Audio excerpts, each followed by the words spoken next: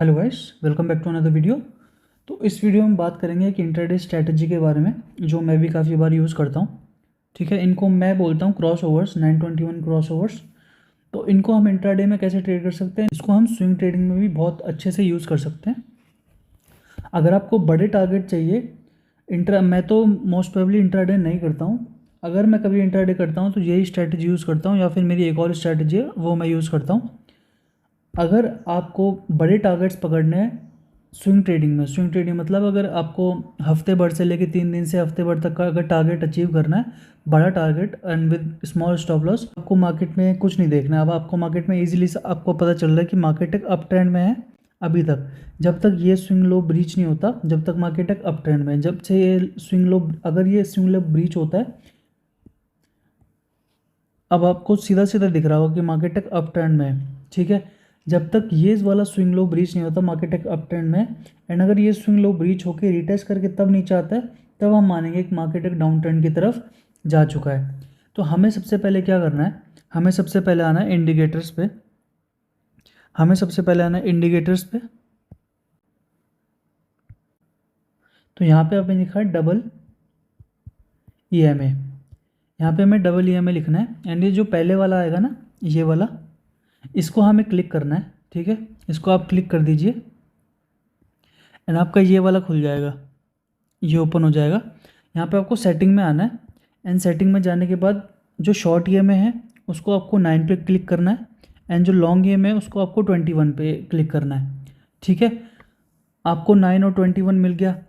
अब आपको क्या करना है, इनके कलर अगर आप चेंज करना चाहते हैं तो कलर चेंज कर सकते हैं, या फिर आप इनको जो भी करना चाहते हैं आप यहाँ से आप उनको कलर दे सकते हैं, या फिर आप उनको फिल करना चाहते हैं, उनके बीच का जो गैप होता है वो फिल करना चाहते हैं तो वो चीज़ें यहाँ से आप कर सकते हैं। ठीक है, तो अब इसको मैं ऑन कर देता हूँ। इसको मैंने ऑन कर दिया। ठीक है, ये ऑन हो गया। अब ये जो ऊपर ब्लैक वाली लाइन है ये शॉर्ट EMA है। शॉर्ट EMA का मतलब जैसे मैं आपको दिखाता हूँ, शॉर्ट EMA मतलब जो 9 EMA है, शॉर्ट EMA मतलब 9 EMA जो हमने चूज़ किया है, एंड जो लॉन्ग EMA है वो है 21 EMA। ठीक है, तो 9 और 21 हमने चूज़ किया है। अब हमें क्या करना है, क्रॉस ओवर्स को ट्रेड करना है। क्रॉस ओवर्स का मतलब अगर कोई मूविंग एवरेज ऐसे जा रहा है और नीचे से दूसरी मूविंग एवरेज और इसने ऐसे इसको ब्रीच कर दिया, तो हम एक यहाँ पे बाइंग इनिशिएट कर सकते हैं। या फिर कोई अगर ऐसे जा रहा है एंड ऊपर से उसके जा रहा है और उसने नीचे ऐसे क्रॉस ओवर कर दिया, तो यहाँ पे हम सेल कर सकते हैं। तो ये क्रॉस ओवर मतलब एक मूविंग एवरेज ने दूसरी मूविंग एवरेज को क्रॉस कर दिया, उसको हम बोलते हैं क्रॉस ओवर्स।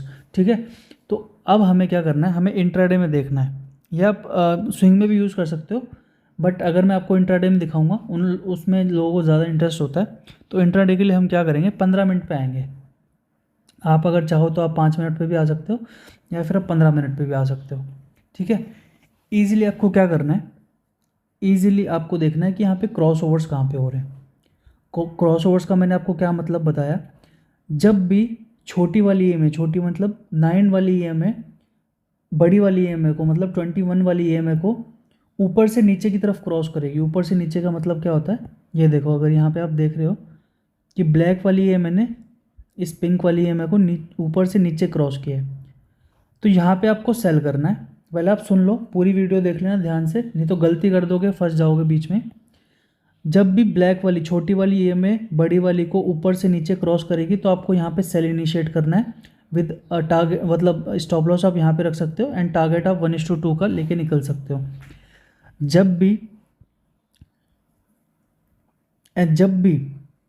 बड़ी वाली EMA कौन सी है, अगर मैंने आपको दिखाया बड़ी वाली EMA कौन सी है, बड़ी वाली EMA है पिंक वाली EMA। देखो EMA लॉन्ग मतलब 21 वाली EMA है, पिंक वाली EMA। जब भी छोटी वाली EMA बड़ी वाली EMA को नीचे से क्रॉस करेगी ऊपर की तरफ, तो हमें वहाँ पे बाय इनिशिएट करना है। ठीक है, वहाँ पे हमें बाय इनिशिएट करना है।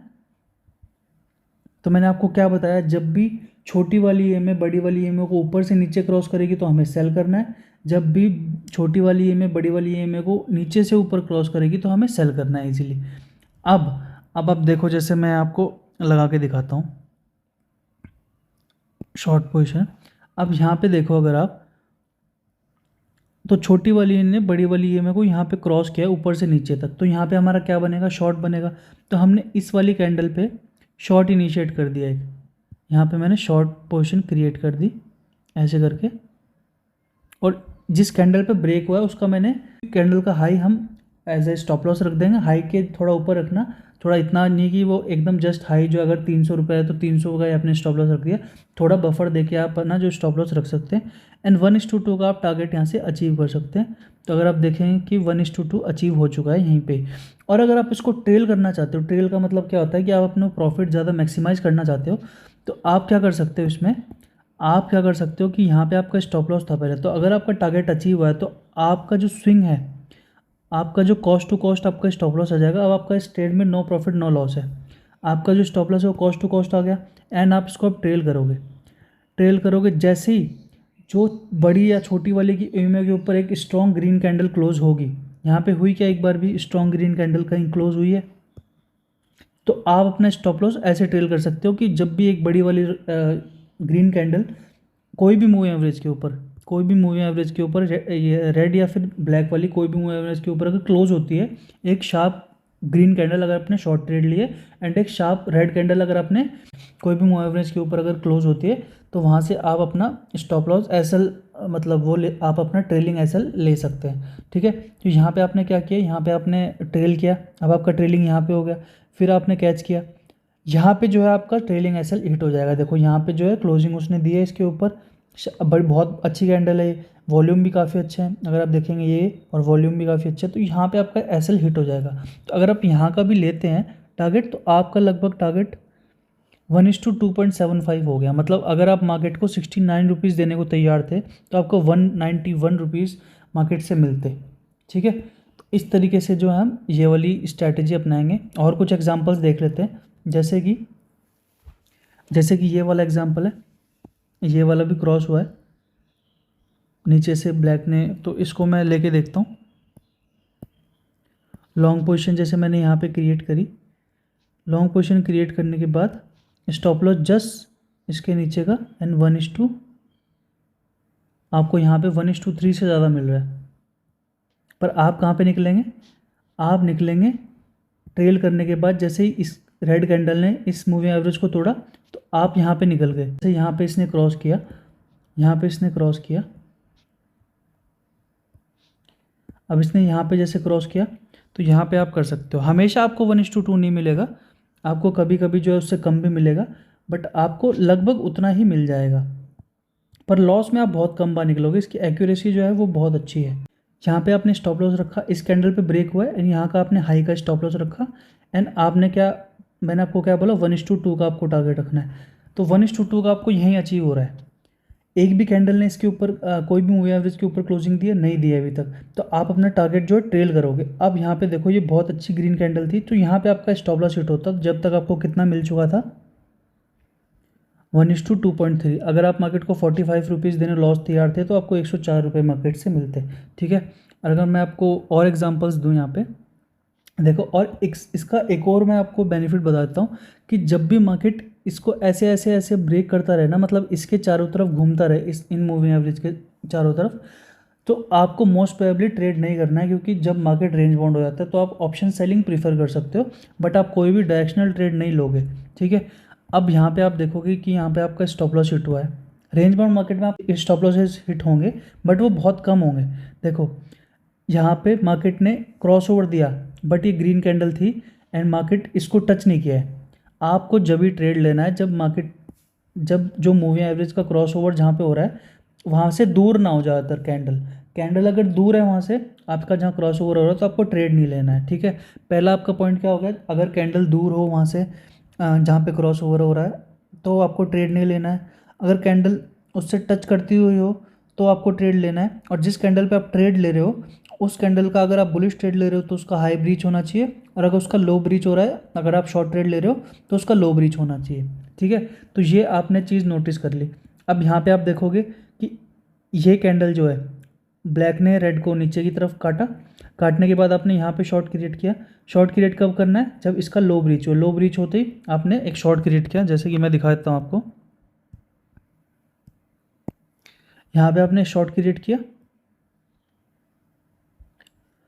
यहाँ पे आपने शॉर्ट क्रिएट किया, इसके ऊपर का टारगेट 39 पॉइंट्स का टारगेट एंड 1:2 का आपको यहीं पे मिल गया। अभी भी क्लोजिंग हुई, क्लोजिंग कहाँ हुई, यहाँ पे हुई, मूविंग एवरेज के ऊपर यहाँ पे क्लोजिंग हुई, तो आपको टारगेट जो है यहाँ तक का मिल सकता था, 1:2.36 का टारगेट जो है मिल सकता था। ठीक है, और भी बहुत एग्जांपल है। इसको आप एक काम करना, इसमें आप खुद जो है मतलब खुद जो है आप इसका बैक टेस्ट करके देखना कि कितनी बार रिजल्ट्स दे रही है, कितनी बार रिजल्ट्स नहीं दे रही है।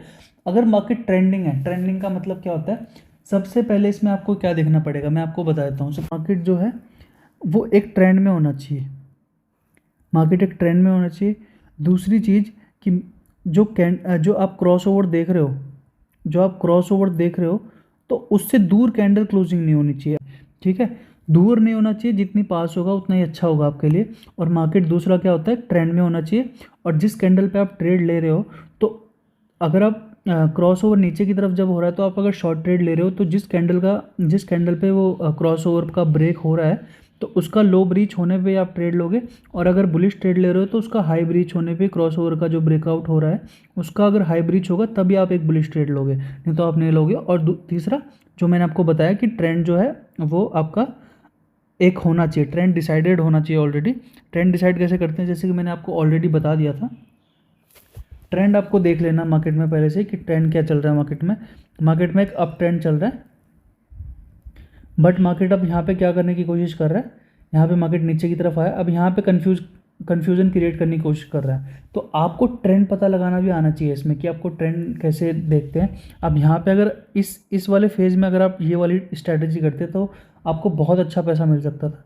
एंड इस वाले फेज़ में भी करते, मतलब जो मार्केट है, अगर आपको ये वाली स्ट्रैटेजी डिप्लॉय करनी है तो ऑप्शन सेलिंग में भी एक स्प्रेड बना के भी ट्रेडिंग कर सकते हैं सेम स्ट्रैटेजी पे। ज़रूरी नहीं आप कॉल पुट ही बाय करें, तो आप इसमें एक स्ट्रैटेजी बना के भी, एक स्प्रेड बना के भी ट्रेडिंग कर सकते हैं। जब भी मार्केट एक ट्रेंड में होता है, ट्रेंड के बाद एक साइडवेज फेज आता है, तो साइडवेज फेज के लिए मैंने एक और वीडियो बना रखी है। जब साइडवेज फेज में हो तो वो स्ट्रैटेजी डिप्लॉय कर देना, और अगर ट्रेंडिंग फेज में हो तो ये वाली जो मैंने आपको बताई है 921 वाली स्ट्रैटेजी, वो डिप्लॉय कर देना। ठीक है, ये सिंपल सा था। अगर आपको वीडियो अच्छी लगी हो तो लाइक कर देना। अगर ऐसी कोई और स्ट्रैटेजी अगर आपको जाननी हो तो मुझे कमेंट में बता देना, मैं और स्ट्रैटेजी इंट्राडे के ऊपर बना सकता हूँ। Thank you, subscribe for more.